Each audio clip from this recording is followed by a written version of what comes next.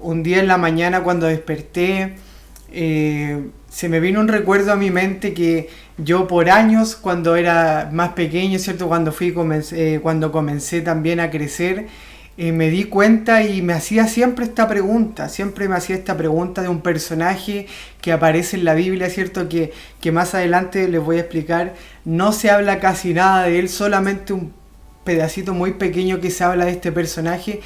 Y yo cuando pequeño siempre pensaba esto y decía, oye, esta historia realmente me conmueve, a pesar de que de mi corta edad quizás siempre veía la película, ya sea, no sé, La Pasión de Cristo o veía Jesús de Nazaret, ¿cierto? Siempre había esta parte, a mí particularmente me llamaba mucho la atención. Si bien toda la vida de nuestro Señor Jesucristo acá en la tierra fue muy hermosa, ¿cierto? Él hizo tantos milagros, hizo tantas maravillas, donde Él quiera que andaba, donde Él estaba, ¿cierto? Siempre depositaba algo, siempre dejaba algo, siempre enseñaba algo y siempre amaba a quien lo necesitara, ¿cierto? Y hay antes de poder entrar a la palabra, me gustaría hacerle una pregunta a usted que está ahí, ¿cierto? No sé si usted me puede responder o ahí puede escribir en el comentario. ¿A cuántos de los que están ahí le gustan las injusticias? No sé si a usted me está mirando, que está ahí viendo esta transmisión, ¿cierto? ¿Le gustan las injusticias? No sé si podría responder ahí. Yo creo que si yo le pregunto a usted o le pregunto a cualquiera que estuviera ahí conectado con nosotros, si le gustan las injusticias, yo creo que nadie me diría sí, a mí me gusta que sean injustos. Generalmente las injusticias no tan solo afectan a una persona, ¿cierto? Sino que afectan a más personas. O sea, cuando nosotros hablamos de injusticia, no sé si a usted se le viene como a la mente muchas situaciones de nuestra vida, ya sea hay injusticia en el mismo tema, por ejemplo, intrafamiliar, hay injusticia social que está muy de moda, está muy latente en esta hora.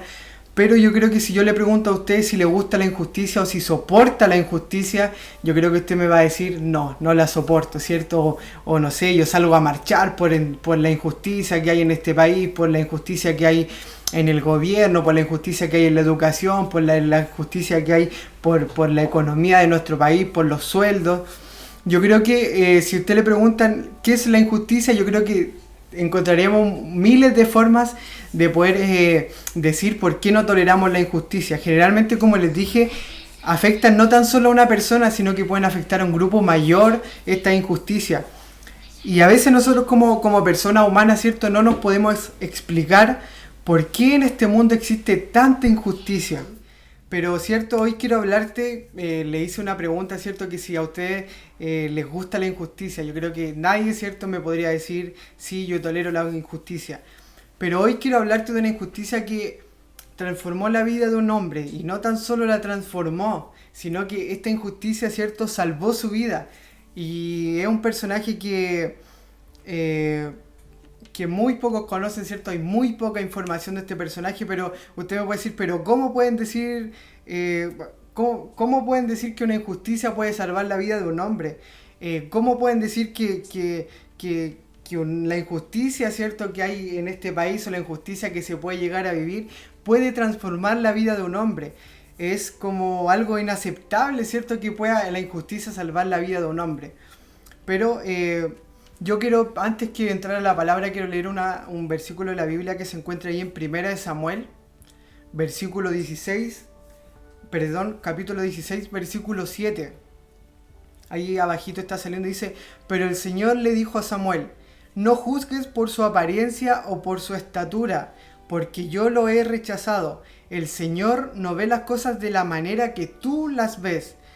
La gente juzga por las apariencias, pero el Señor mira el corazón. Me encanta esta parte que dice el Señor no ve las cosas de la manera en que tú las ves. Si yo le digo, ¿a usted le gusta la injusticia? No, no me gusta la injusticia, pero hay cosas en nuestra vida, o hay cosas en la Biblia, o hay cosas en la vida cotidiana que una injusticia puede transformarse en una bendición para ti. puede transformarse en una bendición para otra persona que lo necesita, ¿cierto? Pero nos damos cuenta de lo que acabamos de leer, ¿cierto? O sea, Dios nos está diciendo que ante nuestros ojos humanos muchas veces está totalmente diferente a lo que Dios piensa, o el propósito que Dios tiene con nosotros. Eso no quiere decir que lo que nosotros estemos viendo con nuestros ojos esté malo. Eso no quiere decir que lo que nosotros estamos viendo sea lo incorrecto. Pero hay muchas cosas que nosotros vemos. Hay muchas cosas que nosotros como con nuestros ojos humanos, ¿cierto?, juzgamos. Sin embargo, están fuera de toda lógica y de todo propósito de Dios. Y, ¿cierto?, hoy quiero hablar de un personaje que quizás se sabe poco, no se tienen registros detallados, solo detalles y características, ¿cierto? Y quiero que vamos a la palabra central que se encuentra en Lucas capítulo 23, del versículo 32 al 43. Dice: llevaron a otros dos, ambos criminales, para ser ejecutados con Jesús. Cuando llegaron a un lugar llamado La Calavera, lo clavaron en la cruz y los criminales también, uno a su derecha y uno a su izquierda. Jesús dijo: Padre, perdónalos porque no saben lo que hacen. Y los soldados sortearon su ropa tirando los dados. La multitud observaba y los líderes se burlaban. Salvó a otros, decían, que se salve a sí mismo, si de verdad es el Mesías de Dios, el elegido. Los soldados también se burlaban de él, al ofrecerle vino agrio para beber, y exclamaron: si eres el rey de los judíos, sálvate a ti mismo. Colocaron un letrero que decía: este es el rey de los judíos. Uno de los criminales, colgado junto a él, se burló: así que eres el Mesías, demuéstralo salvándote a ti mismo y a nosotros también, dice. Pero el otro criminal protestó, dice: ¿ni siquiera temes a Dios ahora que estás condenado a muerte? Nosotros merecemos morir por nuestros crímenes, pero este hombre nada malo ha hecho. Luego dijo Jesús: acuérdate de mí cuando estés en tu reino. Jesús respondió: te aseguro que hoy estarás conmigo en el paraíso. Yo no sé si cuando usted escucha esta palabra, cuando usted lee esta palabra, no sé si se llena su corazón del amor tan único que tiene nuestro Dios. Dice: Jesús, acuérdate de mí cuando vengas en tu reino. Y Jesús al instante dijo: te aseguro que hoy estarás conmigo en el paraíso. Una vez que nosotros leemos estos versículos, yo le quiero hacer una pregunta. ¿No le parece injusta esta situación? Pero yo no estoy hablando de la situación en que golpearon a Jesús, en lo que le hicieron a él, en que lo crucificaron. No estoy hablando de eso. Estoy hablando de aquel hombre que estaba clavado al lado de Jesús. Aquel hombre que quizás con una voz de dolor, con una voz de desespero le dijo: Jesús, acuérdate de mí cuando vengas en tu reino. En el último quizás suspiro este hombre estaba condenado a muerte. Y en el último suspiro le dijo: Jesús, acuérdate de mí cuando vengas en tu reino. O sea, ¿qué es lo que me está diciendo este versículo? Que él conocía de Jesús. Él conocía quién era Jesús, él conocía lo que Jesús hacía, quizás en los delitos que él cometía, no sé si robaba, era asesino, no detalla acá la Biblia, pero quizás él en algún momento se encontró que Jesús y vio con sus propios ojos lo que Jesús hacía.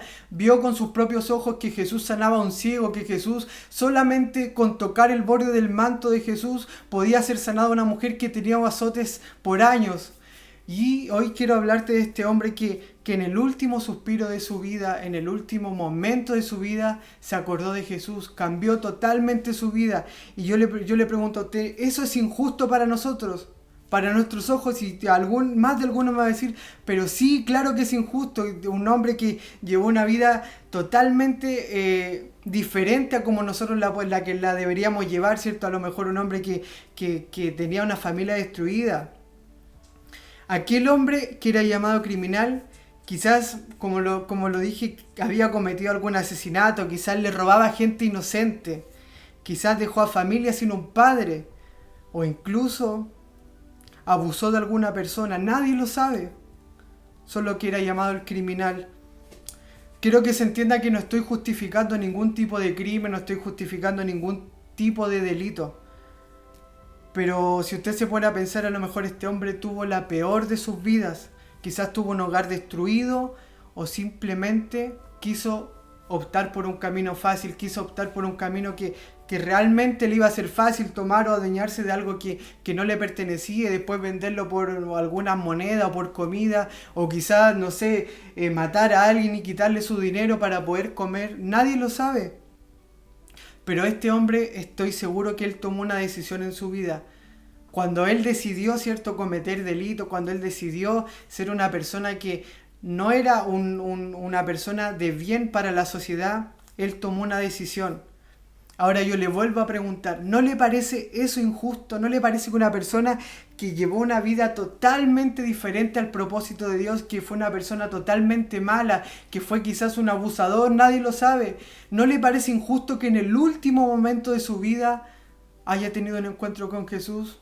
Yo estoy seguro que hay personas, y muchas veces yo también lo he pensado, pero qué injusto sería, no sé, yo puedo hacer todo lo que quiero en la vida, puedo estar aquí, puedo, no sé, engañar a mi esposa, puedo estar robando, puedo adueñarme de cosas que no me corresponden, pero si tengo la última oportunidad, en el último momento de mi vida, me voy a arrepentir y voy a decir, Jesús, perdóname por favor, y sabe que eso va a parecer injusto para usted, va a parecer injusto para mí. ¿Por qué? Porque si yo viví una vida como yo la quise, ¿por qué en el último momento voy a tener la oportunidad de arrepentirme?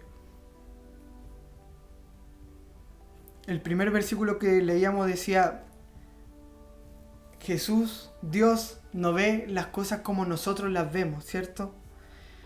Ahora le vuelvo a preguntar, ¿no le parece injusta toda esta situación? ¿Se imaginan? Yo me imagino lo que decían las personas que estaban abajo de la cruz, cuando Jesús estaba ahí, cuando estaba esta persona a su lado, ¿cierto? Uno le reprochó, le dijo, pero si no eres el Hijo de Dios, baja de esa cruz. Y no tan solo, ¿cierto?, tuvo la osadía de decirle, baja de esa cruz, sino que bájanos a nosotros también. O sea, yo viví una vida conforme como yo la quise, pero aún así tienes la potestad de poder salvarme a mí. Pero qué diferencia, qué actitud tan diferente tuvo el otro, ¿cierto? El otro criminal que dijo, nosotros merecemos estar aquí. O sea, él estaba reconociendo que había tomado una mala decisión en su vida. Él estaba reconociendo que no había tomado las mejores decisiones en su vida, pero aún en el último suspiro de su vida, él dijo, Jesús, acuérdate de mí cuando estés en tu reino. Jesús, acuérdate de mí en el peor momento de mi vida, cuando ya estoy colgado en una cruz, cuando ya no hay nada que hacer. Le dice, Jesús, acuérdate de mí.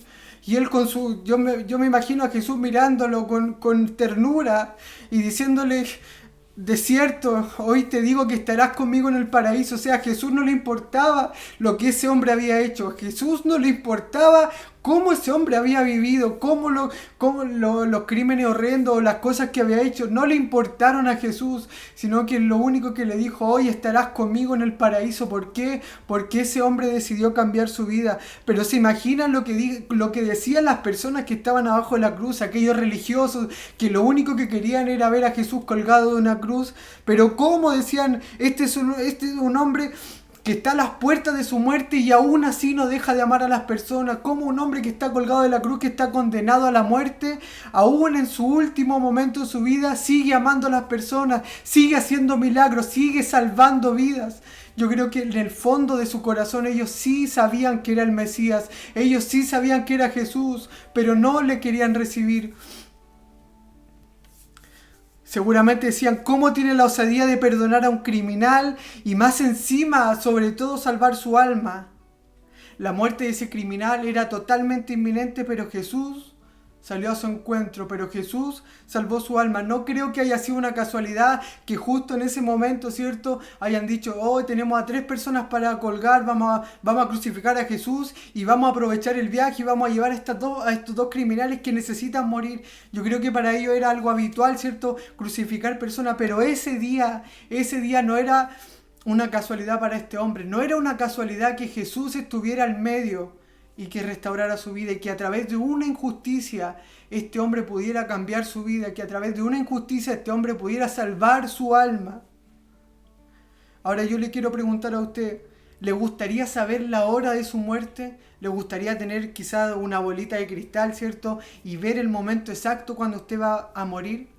Quizás suena un poco tentador, quizás suena injusto para las demás personas, Pero ¿sabe por qué suena injusto para las demás personas? Y lo digo injusto porque no es injusto, porque no se hace nuestra voluntad de pensamiento, porque nuestros ojos ven y dicen, pero ¿cómo esta persona que fue un alcohólico por años, que golpeó a su esposa, que golpeó a su hijo, que cometió asesinato, cómo va a tener una oportunidad de salvar su vida en el último momento de su vida? Nuestros ojos no ven como los ojos de Dios ven a las personas. Nuestras decisiones son totalmente diferentes. A veces nosotros queremos hacer lo correcto, pero ante el ojo de Dios ni siquiera es lo correcto. Para nosotros puede ser lógico. Para nosotros que alguien haya cometido un delito, que haya tenido una vida llena de errores, sea salvada. Para nosotros es totalmente ilógico, pero para Dios no lo es. Creemos que el arrepentirnos y tomar la decisión de seguir a Jesús en el último momento de nuestra vida es un beneficio que solo pueden acceder algunos.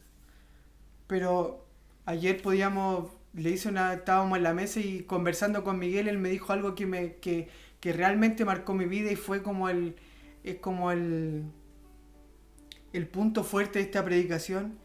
Es que nosotros queremos que nuestra vida al lado de Jesús, que nuestra vida, por ejemplo, una persona que se arrepiente en el último momento de su vida, goza de un beneficio, ¿cierto? Pero cuando nosotros realmente entendemos que el beneficio es estar al lado de Jesús, es vivir una vida conforme a lo que Él quiere, cuando nosotros creemos en que el beneficio es estar al lado de Jesús y ser llamados hijos, ese es realmente el beneficio. No es ¿Usted cree que para una persona que quizás cometió un asesinato, tiene una vida normal, tiene una vida tranquila? Yo creo que vive un calvario todos los días. Y usted me dice, pero es un beneficio para él que él pueda en el último momento de su muerte pueda arrepentirse y se va al cielo o descansa y después va a resucitar. Usted me puede decir que es un poco descabellado, es injusto y que eso es un beneficio que solo algunos pueden gozar, pero el beneficio que usted tiene de ser llamado hijo de Dios es único. No desaproveche ese beneficio. Muchas veces ya no es tiempo de que nosotros podamos jugar al evangelio. Ya no es tiempo de que hoy sí me conecto hoy día, no, pero el próximo domingo no me voy a conectar. Ya no es tiempo, ya no sabemos lo que va a pasar. Hay rumores de guerra, están en guerra, no sabemos, hubo una pandemia que se llevó a millones de personas de esta tierra. No sabemos lo que va a pasar mañana, no sabemos si un día vamos a despertar y un día ya no vamos a despertar. Gocemos de este beneficio, no desaproveche la oportunidad de servir a Jesús, no desaproveche la oportunidad de conectarse, no desaproveche la oportunidad de derramarse delante de sus pies y arrepentirse por todo lo que hemos hecho, ¿cierto? Muchas veces a lo mejor la gente está acostumbrada a que el cristiano le pueda gritar en la calle, arrepiéntete pecador, o estás mal, estás haciendo todo mal. Pero cuando nosotros entendemos que el beneficio es demostrarle el amor de Jesús a la gente, todo cambia.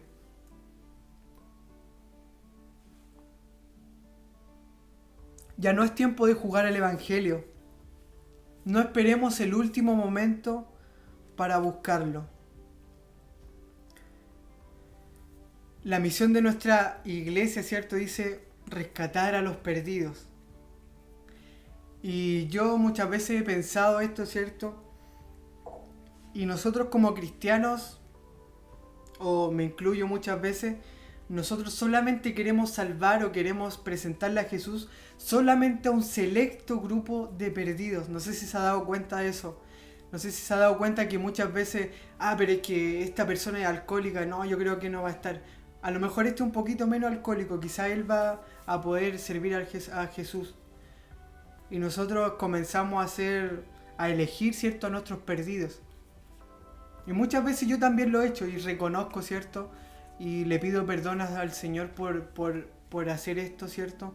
Pero yo también lo he hecho, yo también he elegido a los perdidos que salvar. Y cuando nosotros elegimos a los perdidos que salvar, no estamos haciendo la voluntad de nuestro Dios. Porque cuando Él vino a la tierra, ¿cierto?, vino a salvar a todo el mundo. Dice, de tal manera amó Dios a este mundo que ha dado a su Hijo unigénito para que todo aquel que en Él cree no se pierda. O sea, todos deberíamos creer. Sería muy diferente que todos pudiéramos creer en Dios, que todos pudiéramos no esperar el último momento de nuestra muerte para poder decir, ¿sabes qué? Me arrepiento de todos mis pecados, quiero servirte, quiero ser llamado tu hijo. Pero nuestra misión como cristianos no es rescatar a un selecto grupo de perdidos, sino que a todos los perdidos. Y cuando yo estoy hablando de perdidos, estoy hablando de personas alcohólicas. Estoy hablando de personas que han cometido asesinato. Estoy hablando de personas que han sido agresoras por años. Estoy hablando de personas que han sido violadoras, que han sido abusadores. Todos necesitamos escuchar de Jesús, todos necesitamos recibir el perdón, todos necesitamos, yo no puedo permitir que una persona me diga, no, pero es que esta persona cometió tanto mal, hizo tanto mal a una familia, hizo tanto mal a una persona, a un niño quizás. Pero es que la palabra del Señor me está diciendo algo diferente, me está diciendo que todo aquel que necesita debe escuchar la palabra del Señor. Todos necesitamos escuchar a nuestro Señor, todos necesitamos ser llamados hijos de Dios. Lo lógico para nosotros es algo totalmente diferente al propósito de Dios. Y eso es lo que quiero que hoy nos vayamos con esta palabra, que cuando nuestros ojos comiencen a ver algo lógico, cuando nuestros ojos comiencen a ver algo natural, muchas veces tenemos que preguntarnos, y no a nosotros mismos, sino que preguntarle a Dios, ¿será tu voluntad? ¿Será lo mismo que están viendo mis ojos? ¿Será lo mismo que tú quieres ver, Señor? ¿Será esta persona la que necesita escuchar de tu palabra? El llamado de hoy, aunque suene a lo mejor doloroso, aunque suene un poco duro quizás, pero todos los criminales necesitan escuchar la palabra del Señor. Todos los criminales necesitan ser amados por Dios. Todas las personas, ya sea, no importa el delito que haya cometido. Quizás nosotros no podemos perdonar, pero hay un Dios que perdona, hay un Dios que es tan misericordioso que si usted se pone a pensar, si usted se pone a analizar en su mente, para nosotros es injusto que una persona haya cometido todos los delitos, ¿cierto? Y que en el último momento se pueda arrepentir, pero créame que esa es la misma salvación que usted tiene. La misma salvación de una persona que se arrepiente en el último momento es la misma salvación que usted tiene. No perdamos nuestra salvación, procure no perder su salvación, procure siempre buscar el reino de Dios, siempre buscar. Nosotros tenemos un beneficio tan grande en nuestra vida que es servirle día tras día. Tenemos nuestra mente, tenemos nuestro cuerpo, podemos ir a la iglesia, podemos doblar nuestras rodillas. Hay personas que han cometido un delito tan grande que ni siquiera pueden arrodillarse y pedirle perdón a Dios por lo que hicieron. Pero hoy es el tiempo de que usted sea un agente de paz y que le diga a aquella persona que quizás no cree en Dios, a una persona totalmente atea, usted le puede decir, ¿sabes qué? Dios aún así te ama y Dios necesita que Dios necesita salvar tu alma, y le puede contar esta historia que había un hombre que no se sabe nada de él, no se sabía cuántos crímenes cometió, no se sabía cuánto fue lo que robó, no se sabía si asesinó a personas, pero que él recibió en el último momento de su vida, recibió el perdón de Dios y recibió el encuentro que este hombre necesitaba. Yo en esta hora quiero que podamos orar. Que podamos orar y que le demos gracias a nuestro Dios, no tan solo por esta palabra, sino que le pidamos al Señor que a lo mejor es un poco fuerte, ¿cierto? A lo mejor un poco brusco este tipo de oración, pero ¿qué le parece si usted le pide al Señor por aquellas personas que a lo mejor han cometido un delito muy grande? A lo mejor, no sé, tienen su mente marcado personas que a lo mejor dañaron a familias, que a lo mejor están en la cárcel, a lo mejor cometieron algún delito, algún asesinato. Pero muchas veces nosotros, yo creo que en muy pocas ocasiones hemos hecho este tipo de oración por aquellas personas. Siempre nosotros pedimos por los enfermos, pedimos por aquellas personas que han sido abusadas, que han sido golpeadas, que han vivido una vida llena de dolor, una vida llena de sufrimiento, de desesperanza. Pero ¿qué pasa con la alma de aquellas personas que son criminales, que a lo mejor están en la cárcel, van a estar por años en la cárcel? ¿Qué pasa con esas personas? ¿Los desechamos? ¿Qué pasa con aquellas personas que tienen una condición sexual diferente a la suya? ¿Qué pasa con aquellos asesinos, con aquellos drogadictos que no pueden salir de la droga? ¿Qué pasa con aquellos abusadores? Es difícil, ¿cierto? Yo creo que para usted también es difícil ponerse en el lugar de orar por aquellas personas, pero póngase en el lugar de Jesús y vea con los ojos de Jesús. ¿Qué haría Él? ¿Usted cree que si usted está frente a una persona que es de diferente sexualidad que usted cree que Jesús lo va a correr? ¿Usted cree que Jesús le va a decir, no, no quiero estar contigo, como lo hacemos nosotros, muchas veces? Yo creo que Jesús lo abrazaría y oraría por esa persona y le demostraría su amor, y quizás estoy seguro que cuando Jesús cambia, cuando Jesús llega a la vida de una persona, cambia totalmente su perspectiva. Y se supone que nosotros somos el ejemplo de Jesús acá, somos el reflejo de Jesús. Entonces, ¿por qué estamos desechando a aquellas personas que necesitan escuchar de la palabra del Señor? ¿Por qué desechamos a aquellas personas que sí necesitan ser salvas, sí tienen un alma que salvar? Yo quiero que podamos orar por aquellas personas y le pide al Señor, quiero que pueda cerrar sus ojos ahí. Gracias, Señor. Gracias por tu presencia en este lugar, Dios, porque creemos en que tu palabra es eficaz, Señor. Quizás es una palabra un poco dura, un poco difícil de poder digerir, Señor. Pero hoy te queremos pedir, Dios, que nos des la oportunidad de poder orar por esas personas, Señor. Hoy a nuestra mente quizás traemos personas que han hecho daños por años, que quizás cometieron un delito que ni siquiera lo queremos traer en nuestra memoria, Señor.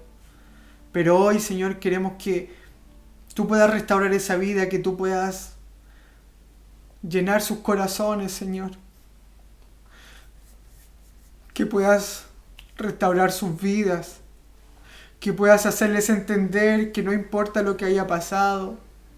No justificamos nada, Señor, pero creemos en que tu amor y tu misericordia, Señor, alcanza no tan solo para nosotros, que somos tus hijos, no tan solo para aquellas personas que van domingo tras domingo a la iglesia, que van viernes tras viernes se conectan, sino que para aquellas personas que quizás están en un lugar privados de libertad, con una mente totalmente retorcida, Señor, quizás cuestionándose todos los días si necesitan existir, si han intentado quizás suicidarse, Señor, por favor, llega a los rincones más oscuros, Señor,